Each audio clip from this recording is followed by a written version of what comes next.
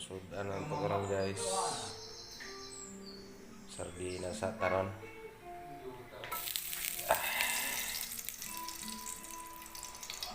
Kaya sardinas.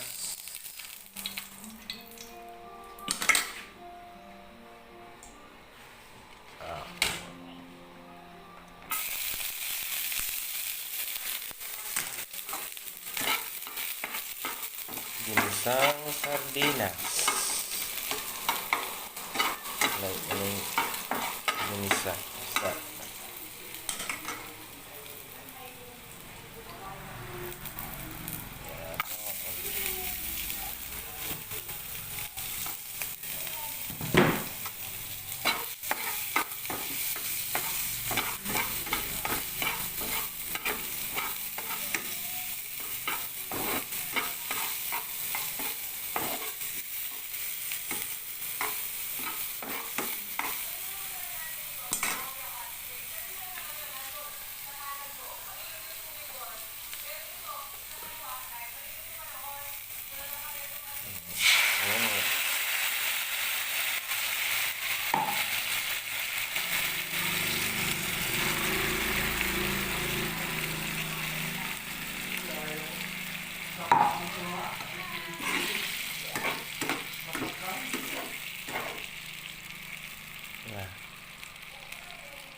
guwapo na.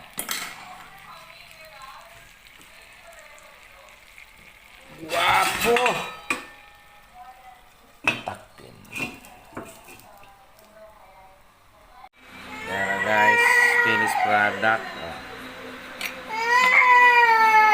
Uy, isda. Sudan dong. Ayaw giyak dong.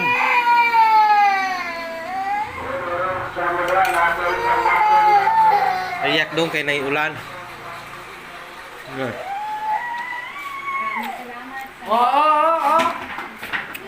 Wala na. May batang nagwala.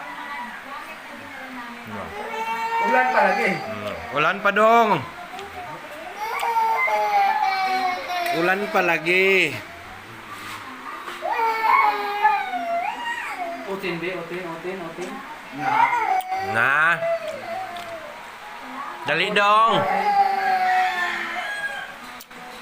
Tapos yangan. Nagwala ba ya? Yangan. Hindi ka magkipuli na ka na ulan. Ulan dong mabasa mo. Hindi pa kalaagan, sunod mabasa. Okay.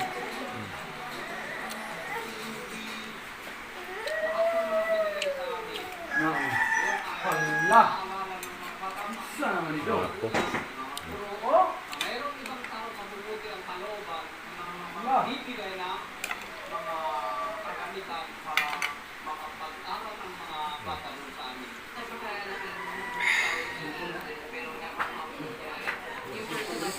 Saan ba? Hmm? That inspired me to do this. So this is also a big, huge thing for me to be able to come back and do this again. Nahilom na ka dong. Kuya Bulan.